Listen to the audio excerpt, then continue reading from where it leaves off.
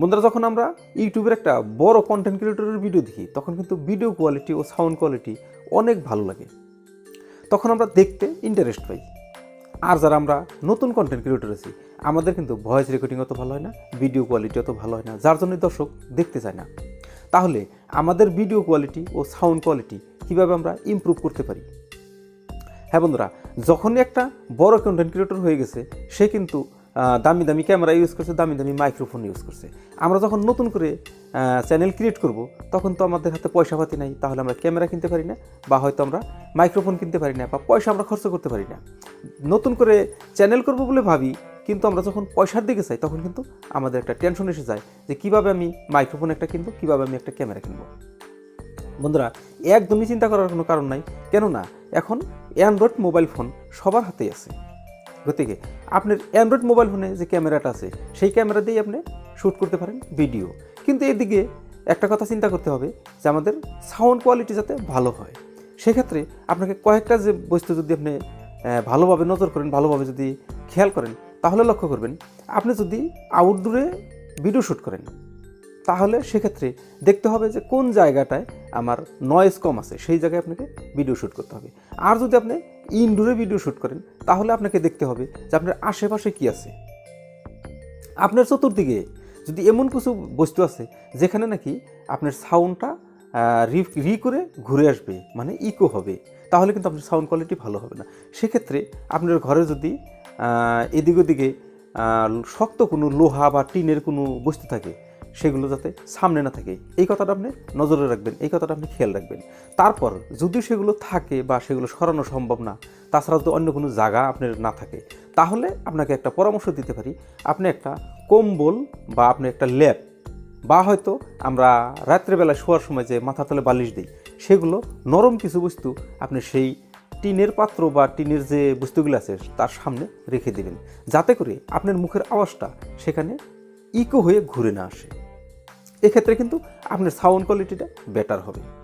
তারপর আপনি বলবেন যে সাউন্ড কোয়ালিটি বেটার করব, তাহলে কি মাইক্রোফোন লাগবেই? না বন্ধুরা, মাইক্রোফোন ছাড়াও কিন্তু সুন্দর একটা সাউন্ড কোয়ালিটি আমরা বানাইতে পারি। কীভাবে বানাইতে পারি? বন্ধুরা, আপনার নিশ্চয়ই একটা মোবাইল আছে, মোবাইল দিয়ে আপনি ভিডিওটা শ্যুট করা শুরু করলেন।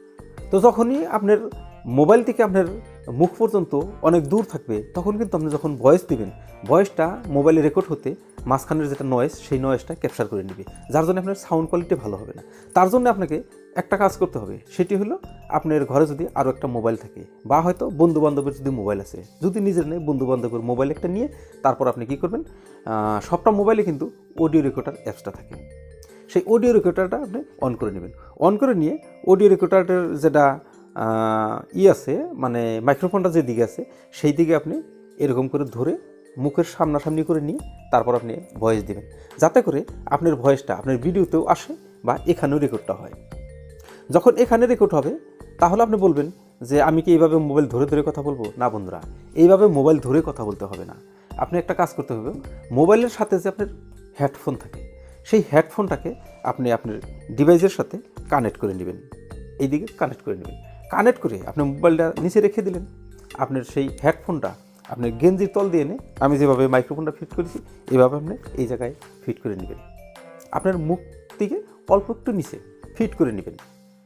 ফিট করে নেওয়ার পর আপনি তখন ভিডিওটা শ্যুট করবেন। শ্যুট করার পর আপনার মোবাইলে যে ভিডিওটা শ্যুট হতেছে, সেখানে আওয়াজটাও শ্যুট হতেছে, মানে অডিওটাও শ্যুট হতেছে। আবার এদিকে আপনার এই মাইক্রোফোন দিয়ে আপনার কিন্তু আরও একটা মোবাইল যে ডিভাইস যে আপনি কানেক্ট করে নিয়েছেন, অডিও রেকর্ডার অন করে নিয়েছেন, সেই ডিভাইসেও কিন্তু রেকর্ড হতেছে। তাহলে আপনি রেকর্ড করা হয়ে গেল, ভিডিও শ্যুট করা হয়ে গেল। হয়ে যাওয়ার পর আপনি যে অ্যাপস দিয়ে ভিডিওটা এডিটিং করেন, মানে কাইনমাস্টার নিতে পারেন, ফিল্মোরা নিতে পারেন, ক্যাপকাট নিতে পারেন, যেটাতে আপনার সুবিধা হয়, সেই ভিডিও এডিটিং অ্যাপসে গিয়ে আপনার ভিডিওটা সেখানে ইনপুট করে তার নিচে আপনাকে লেয়ার সিস্টেম করে আপনার ভয়েসটা রেকর্ড করে নিতে হবে। আর আপনার ফেসের সাথে, আপনার অ্যাক্টিংয়ের সাথে আপনার আওয়াজটা সম্পূর্ণ অ্যাডজাস্ট করে নিয়ে নিতে হবে। নিয়ে তখন তো আবার ডাবল সাউন্ড হয়ে যাবে, কেননা ভিডিওতে একটা সাউন্ড হয়েছে, আবার এখানে রেকর্ডিংটা আমি ওই মোবাইলে নিয়ে তারপর এখানে ইনপুট করলাম, তাহলে ডাবল সাউন্ড হয়ে গেল। আপনার যেটা ভিডিওর, যেটা আপনার মেন ক্যামেরায় যেটা ভিডিও শ্যুট হয়েছে, সেখানে যেটা অডিও হয়েছে, সেই অডিওটা আপনি সাউন্ডলেস করে দেবেন। সাউন্ডলেস করে দিয়ে আপনি যে এই মোবাইল থেকে ওই মোবাইলে নিয়ে যেটা অডিও আপনি ইনপুট করলেন সেই ইনপুট সাউন্ডটা আপনার ফেসের সাথে কথার সাথে অ্যাডজাস্ট করে মিলিয়ে আপনি এডিট করে নেবেন, তারপর আপনি এক্সপোর্ট করে নেবেন। বাস এই ধরনের করলে আমাদের সাউন্ড কোয়ালিটিটা বেটার হবে, দর্শক কিন্তু দেখে আনন্দ হবে, মজা হবে, আর তখন ভিউজ হওয়ার সম্ভাবনা থাকবে। অনেক দর্শক সেই সাউন্ড কোয়ালিটি ভালো পাবে। তো সেই জন্যই যারা বড় কন্টেন্ট ক্রিয়েটর আছে তাদের সাউন্ড কোয়ালিটি যদি ভালো হয়, আমরা ছোটো ছোটো কন্টেন্ট ক্রিয়েটর আমরা টাকা পয়সা ইনভেস্ট না করে কিন্তু সাউন্ড কোয়ালিটি ভালো করতে পারি এইভাবে।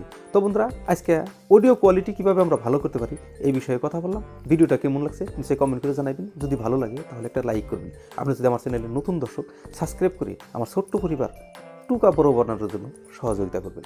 ঠিক আছে বন্ধুরা, দেখা হবে আপনার সাথে পরের ভিডিওতে। ততক্ষণ পর্যন্ত আপনি সুস্থ থাকবেন, ভালো থাকবেন, নিজের খেয়াল রাখবেন। ধন্যবাদ। আসসালাম।